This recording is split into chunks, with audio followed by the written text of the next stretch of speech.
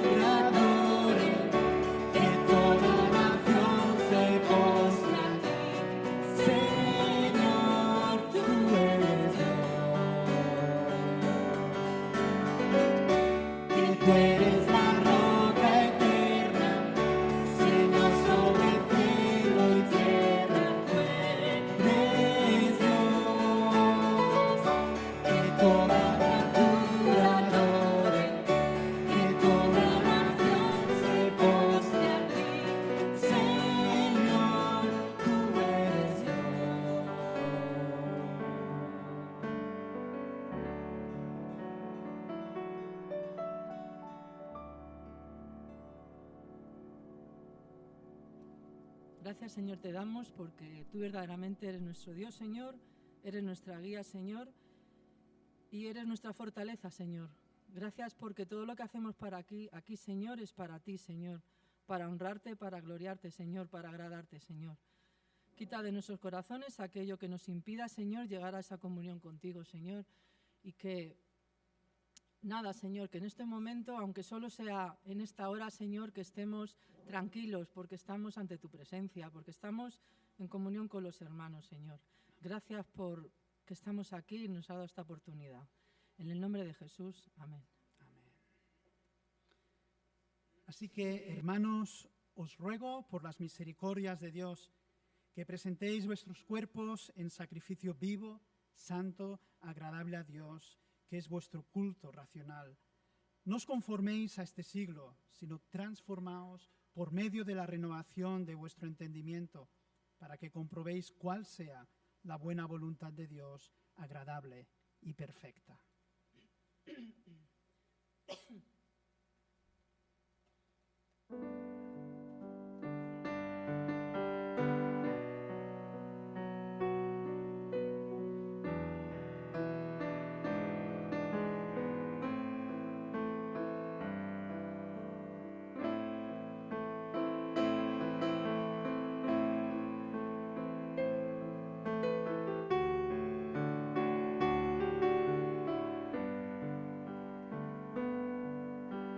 Quiero levantar mis manos,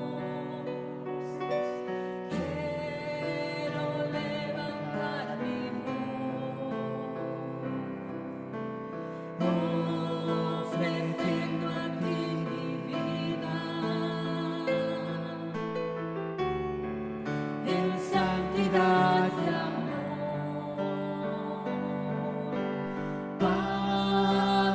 Solo a ti te ofrezco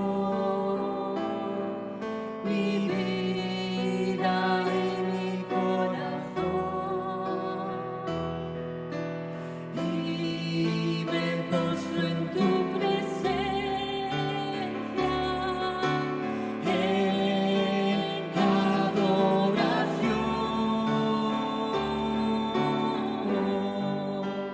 Hijo de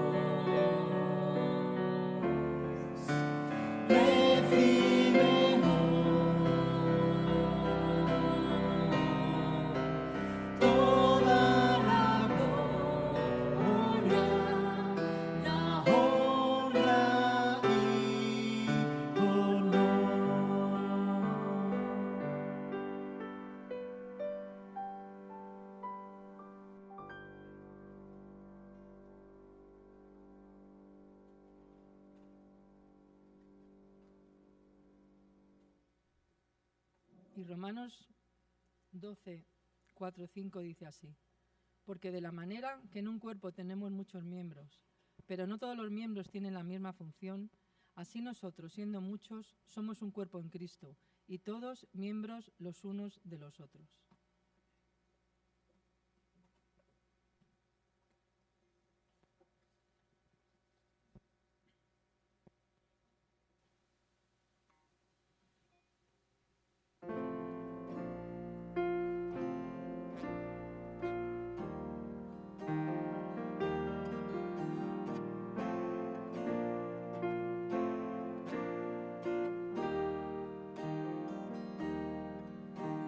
Somos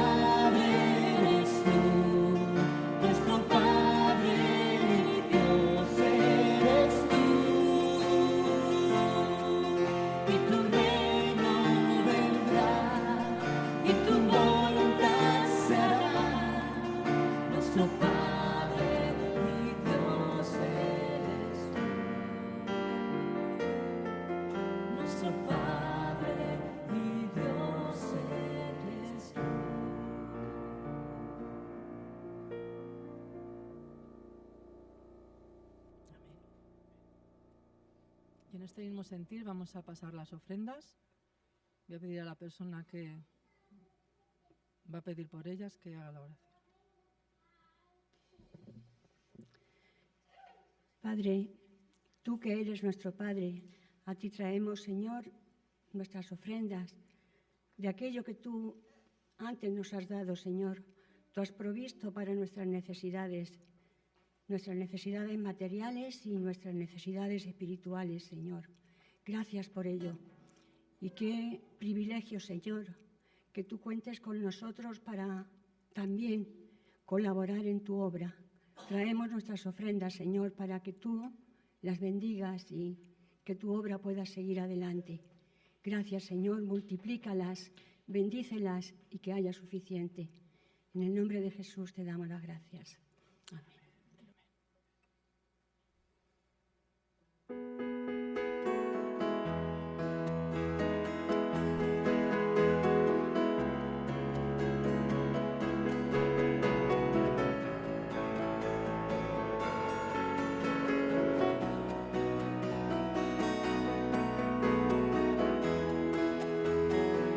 Somos el pueblo de Dios, somos un pueblo especial, llamados para anunciar las virtudes de aquel que nos llamó a su luz. Somos el pueblo de Dios, su sangre nos redimió y su Espíritu dio.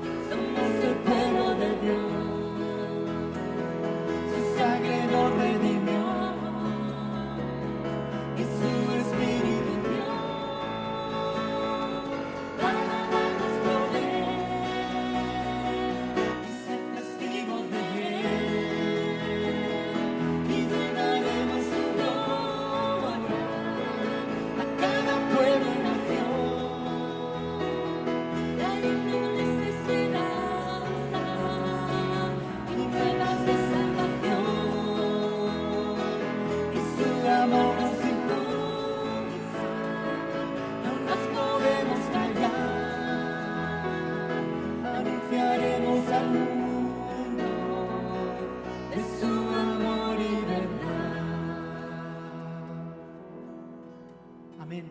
Hermanos, podemos tomar asiento.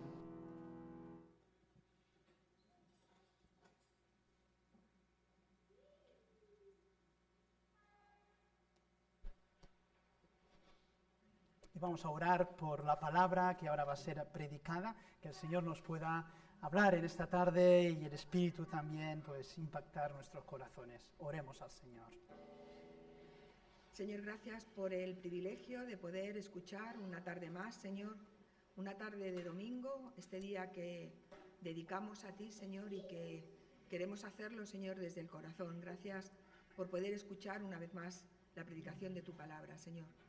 Te ruego que bendigas, Señor, esa palabra, que llegue hasta nuestros corazones, Señor, y que también, Señor, la obedezcamos, la pongamos en práctica, Señor. Sabemos que vamos a aprender algo, Señor, y queremos ponerlo en práctica, Señor. Y queremos, Señor, que bendigas también de una forma especial a Samuel, Señor. Gracias por él, Señor, gracias porque sabemos que cada domingo, Señor, Trae tu palabra, Señor, trae tu mensaje, con todo lo que ello conlleva, con toda la responsabilidad que hay detrás de ello, Señor. Gracias, Señor, por este privilegio que nos das de poder escuchar. Abre nuestros oídos, Señor, nuestro entendimiento, nuestro corazón. En tu precioso nombre. Amén. Uno de los grandes pensadores del primer milenio de la historia de la Iglesia fue Agustín de Hipona. Quizá le conocemos más como San Agustín, escritor, filósofo y teólogo, pastor en el norte de África en el siglo IV después de Cristo. Agustín exhortaba en sus sermones al compromiso de los hermanos y de las hermanas para con la Iglesia del Señor. Y lo hacía con estas palabras: amad a esta Iglesia, permaneced en esta Iglesia, sed vosotros esta Iglesia. Unos pocos siglos antes de Agustín sería el apóstol Pablo quien una y otra vez, a través de sus epístolas escritas, nos mostraría sus propios sentimientos, abriendo su corazón respecto a la Iglesia del Señor, y a la vez también exhortaría al compromiso para con la misma. De forma especial, alguien ha dicho que la carta a los tesalonicenses es la carta, es un clásico de la amistad, y que nos muestra de alguna forma la importancia de la comunión cristiana, la importancia del compañerismo entre los creyentes y de la Iglesia del Señor. Pues bien, hoy meditaremos en eso precisamente y lo haremos en el texto de 1 Tesalonicenses, capítulo 2, versículos 17 al 20. 1 Tesalonicenses 2, del 17 al 20. Leo con la nueva versión, Reina Valera 2020. Dice la palabra del Señor: en cuanto a nosotros, hermanos, aunque separados de vosotros por un poco de tiempo, separados físicamente, pero no de corazón, teníamos mucho deseo de ir a veros e hicimos todo lo posible. Por eso quisimos ir a vosotros. Yo, Pablo, ciertamente lo intenté una y otra vez, pero Satanás nos lo impidió. Pues, ¿cuál es nuestra esperanza o alegría o corona de la cual sentirme orgulloso? ¿No lo sois vosotros delante de nuestro Señor Jesucristo cuando Él venga? Vosotros sois nuestra gloria y alegría. Es necesario en estos tiempos que vivimos marcados por la secularización, el escepticismo y por un creciente individualismo, preguntarnos precisamente por la Iglesia del Señor. ¿Cuán importante es la Iglesia del Señor de acuerdo a la Sagrada Escritura? ¿Cómo podríamos describirla? Algo más personal, ¿cuál es mi sentimiento respecto a la misma? ¿Cuál es mi compromiso personal? ¿Amo? ¿Permanezco? ¿Soy parte de la Iglesia del Señor?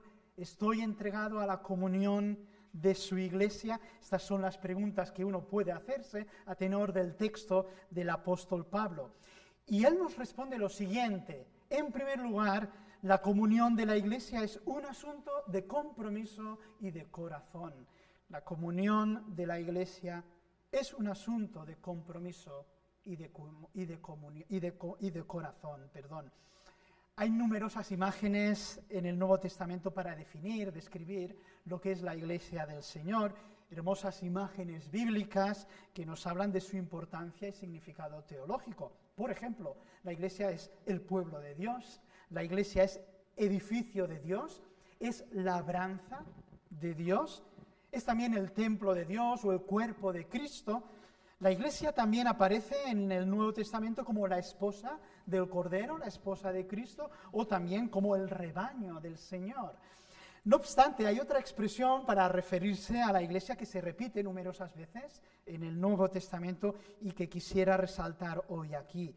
La Iglesia es comunidad de la fe, si queremos, o comunión del Espíritu. Y este término, que en griego se lee koinonia y que conocemos, y que tiene un amplio y hermoso significado, ¿verdad? Compañerismo, participación, asociación, compartimiento, relación estrecha, confraternidad, unión, contribución o ayuda.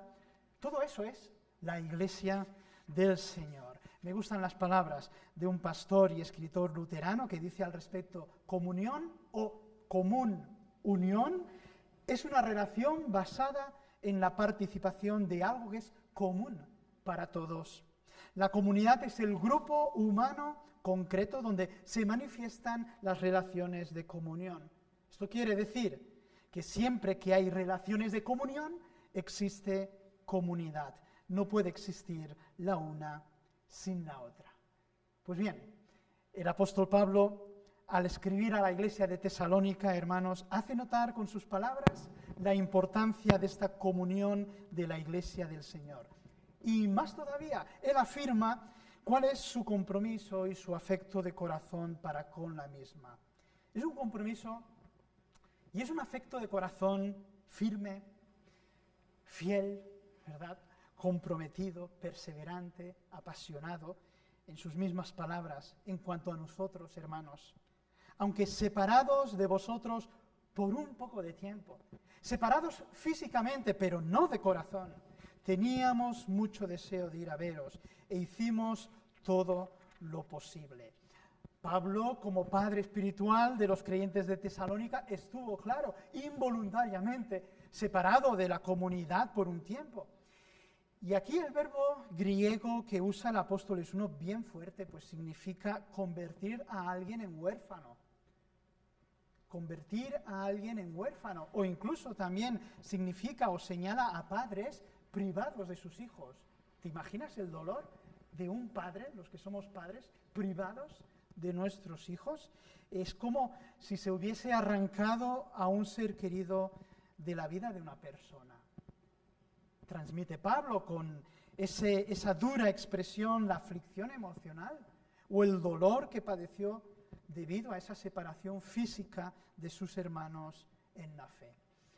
Pero evidentemente, como bien nos descubre el apóstol Pablo, ¿verdad?, su corazón estaba con ellos, no estaba separado emocional ni espiritualmente de ellos.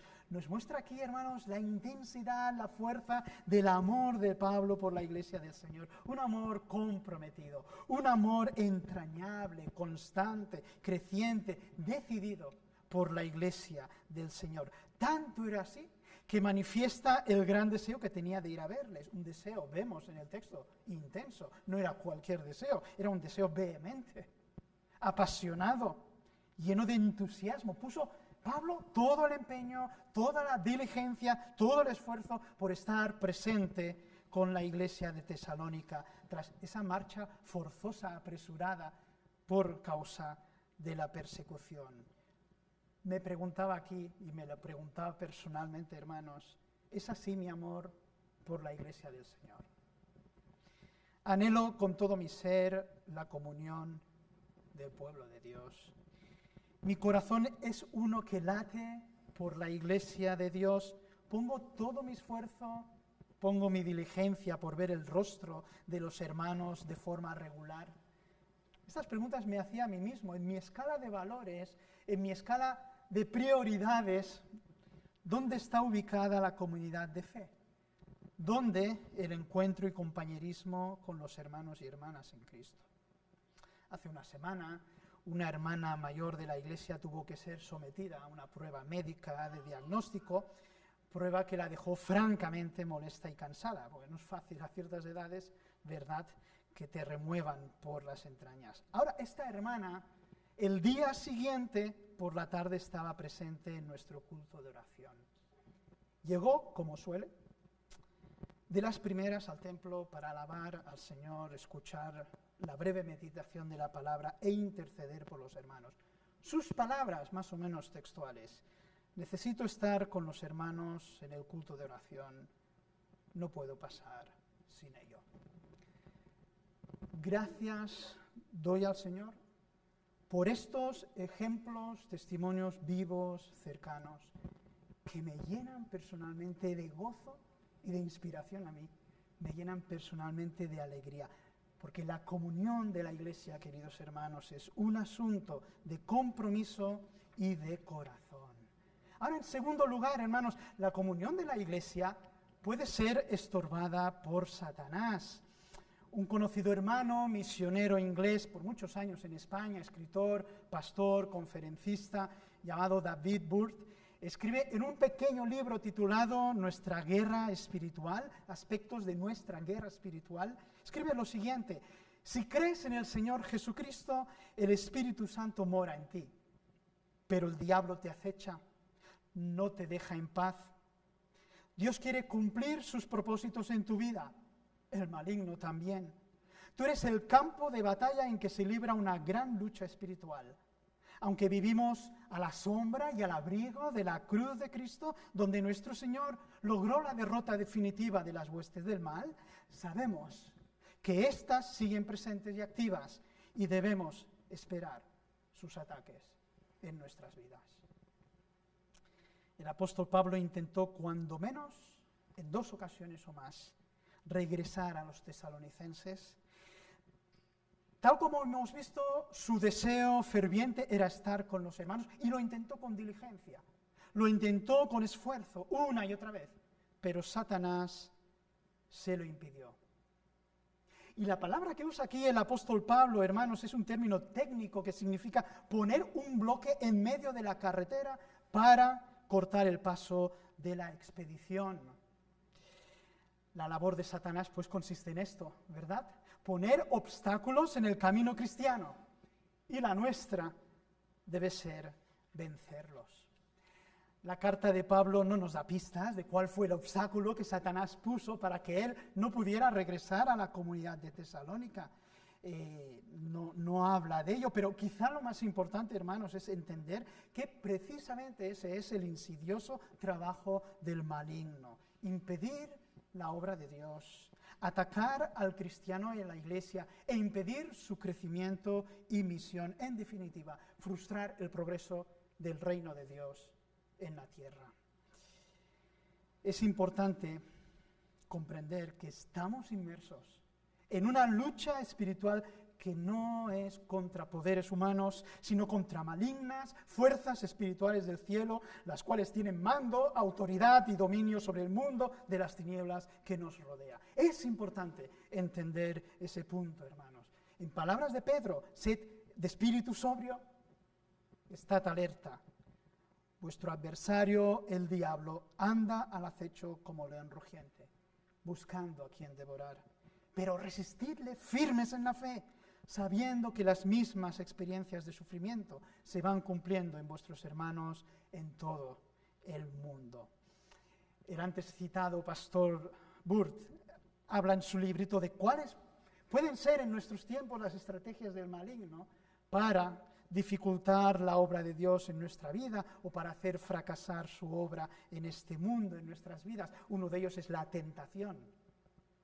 Allí el hermano habla de varios aspectos, habla del pecado que todavía mora en nosotros, somos conscientes de ese conflicto. Habla de las distracciones mundanas y quizá dentro de esas distracciones hay aspectos que no son malos en sí mismos, pero que nos distraen del camino del Señor. Y habla de los caminos equivocados en el ministerio o de los métodos indignos de servicio. Y allí habla de Satanás en el desierto tentando a Jesús que se conviertan las piedras en pan. Eso en sí mismo no es malo, ¿verdad? Pero era indigno el éxito, la plataforma, la visibilidad, la prosperidad, la fama, tantos aspectos que hoy podemos ver en el mundo religioso, ¿verdad? Métodos indignos, la tentación. Pero nos habla más, este hermano nos habla de la oposición satánica, es decir, de la persecución de la cual muchos hermanos y hermanas nuestras están padeciendo, en nuestro mundo, la persecución. Habla también de la difamación, la calumnia, cuánto daño hace, la murmuración acerca de la iglesia, ¿verdad? O también habla de la confusión, porque el diablo es experto en sembrar cizaña dentro de este mundo.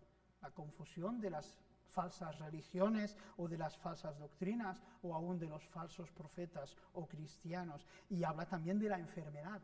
¿Cómo no en ocasiones el diablo puede usar la enfermedad para atacar los propósitos de Dios?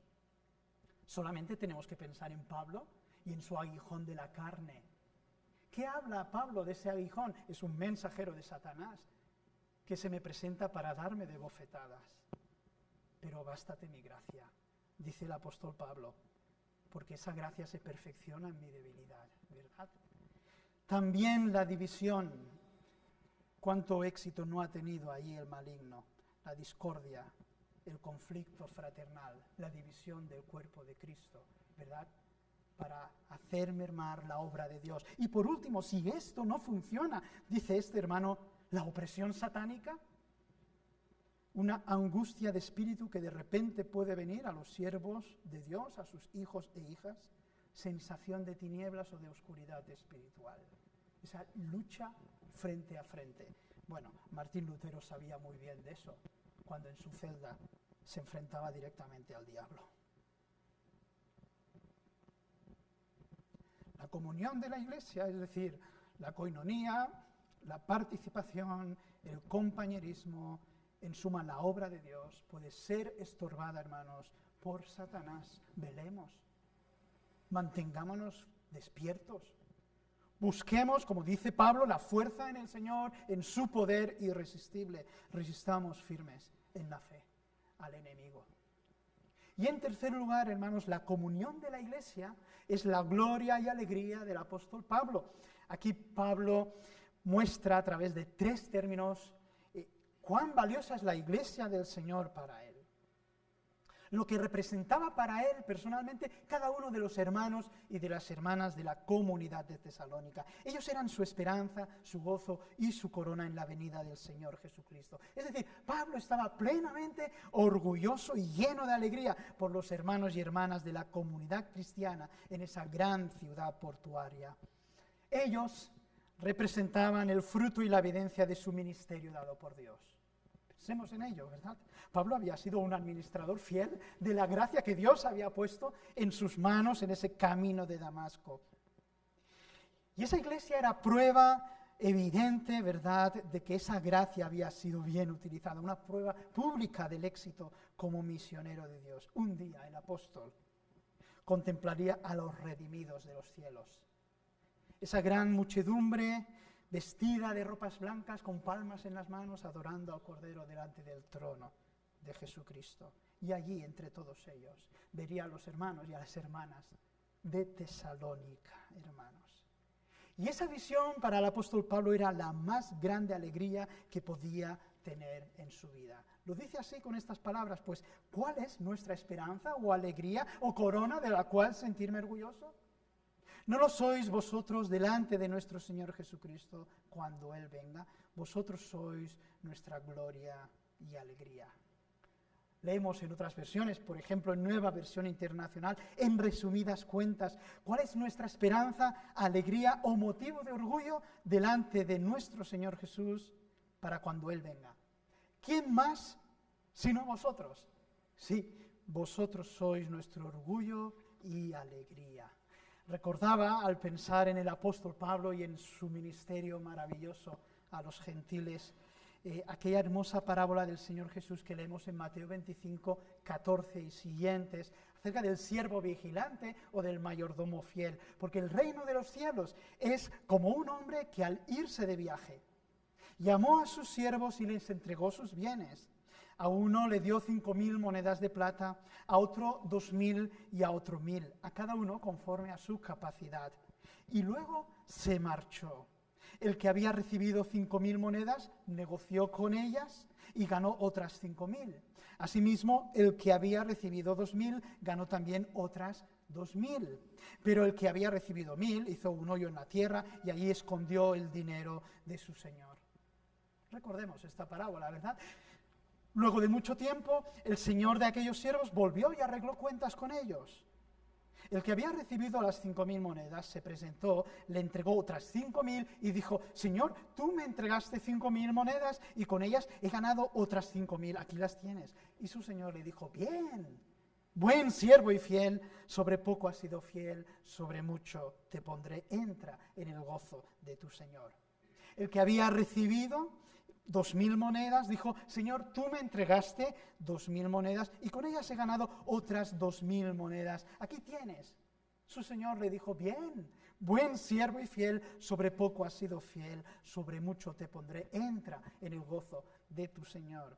Pero el que había recibido 1.000 monedas llegó y dijo: Señor, yo sabía que tú eres hombre duro, que siegas donde no sembraste y recoges donde no esparciste. Así que tuve miedo y escondí tu dinero en la tierra. Aquí tienes lo que es tuyo. Su señor le respondió: siervo malo y negligente.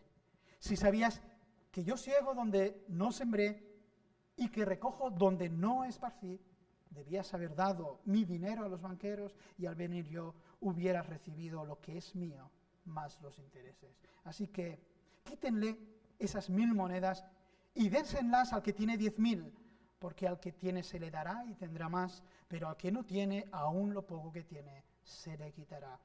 En cuanto al siervo inútil, échenlo en las tinieblas de afuera, allí habrá llanto y rechinar de dientes. Pablo, por supuesto, como hemos dicho, fue un mayordomo fiel, un mayordomo fiel. La comunión de la iglesia fue su gozo, su alegría, su orgullo, el hermoso fruto de su ministerio apostólico, el rendimiento, hermanos, de su servicio y dones dados por el Señor Jesucristo.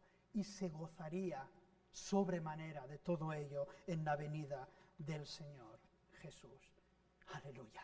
¡Qué bendición! Ojalá podamos nosotros gozarnos también, junto con Pablo, hermanos, de ese fruto y de esa maravilla de la iglesia del Señor cuando Él regrese. En este tiempo que vivimos, hermanos, de marcado individualismo y exaltación de las libertades personales. Tiempo en el que no pocos cristianos preguntan: ¿por qué ser parte de una iglesia? En esta época y momento en que muchos confiesan ser creyentes que no pertenecen, necesitamos redescubrir la belleza y bendición que implica ser parte de la comunidad de los creyentes que pertenecen, es decir, de los creyentes comprometidos con la membresía activa y militante de la Iglesia del Señor Jesucristo. Es urgente, hermanos, volver a las Escrituras y comprobar la necesidad, la relevancia de la Iglesia en este mundo, la importancia de la comunidad y de la comunión, del compañerismo de los santos, de la participación del cuerpo de Cristo, de la familia de Dios, de la Iglesia local. De la Iglesia local. En palabras de San Agustín: amad a esta Iglesia, permaneced en esta Iglesia, sed vosotros esta Iglesia. Pablo, de una manera muy especial, hermanos, nos enseña esa pasión y amor entrañable por la Iglesia del Señor. Lo hace en esta hermosa epístola a los tesalonicenses. Hoy nos enseña que la comunión de la Iglesia es un asunto de compromiso y de corazón. Es un asunto de esfuerzo, también es un asunto de pasión, de consagración, de amor. Es un asunto de amor, de prioridad. Que la comunión de la Iglesia puede ser estorbada por Satanás.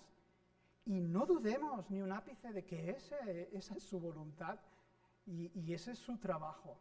Ese es su trabajo. Y por último, que la comunión de la Iglesia es la gloria y alegría del apóstol en la venida del Señor Jesucristo, hermanos. Siglos antes del apóstol Pablo, el salmista ya entonaría ese conocido himno hebreo lleno de alegría y de gozo, al cual queremos sumarnos hoy nosotros. Mirad, cuán bueno y cuán delicioso es habitar los hermanos juntos en armonía. Es como el buen óleo sobre la cabeza, el cual desciende sobre la barba de Aarón, y baja hasta el borde de sus vestiduras, como el rocío de Hermón que desciende sobre las alturas de Sión, porque allí envía el Señor bendición y vida para siempre. Amén. Señor, bendiga su palabra en nuestros corazones. Amén. Vamos a entonar un cántico al Señor. Es un cántico que nos habla también de su iglesia. Queremos ser un pueblo fuerte en ti. Queremos ser un pueblo fuerte en ti. Que nuestros ojos de tu amor no se separen. Puestos en pie, hermanos, entonamos este cántico respondiendo con él también a esta meditación, a esta predicación.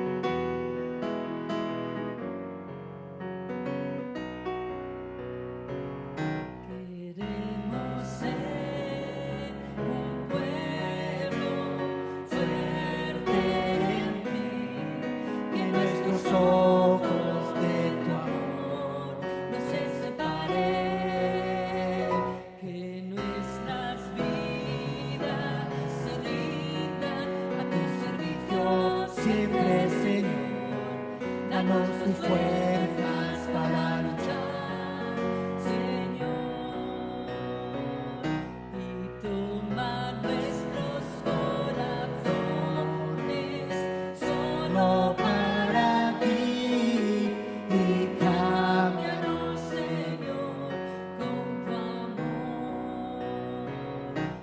Queremos ser un pueblo fuerte en ti, que nuestros ojos de tu amor no se separen, que nuestras vidas se rindan a tu servicio siempre, Señor. Danos tus fuerzas para luchar, Señor, y toma nuestros corazones solo para ti y cámbianos, Señor, con tu amor. Y toma nuestros corazones solo para ti y cámbianos, Señor, con tu amor.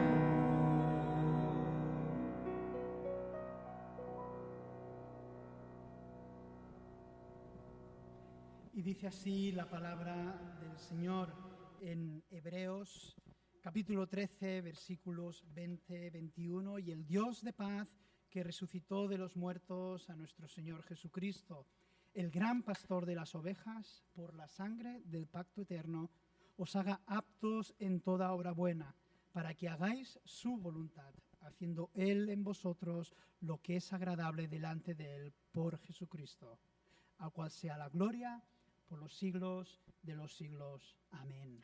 Podemos tomar asiento, hermanos.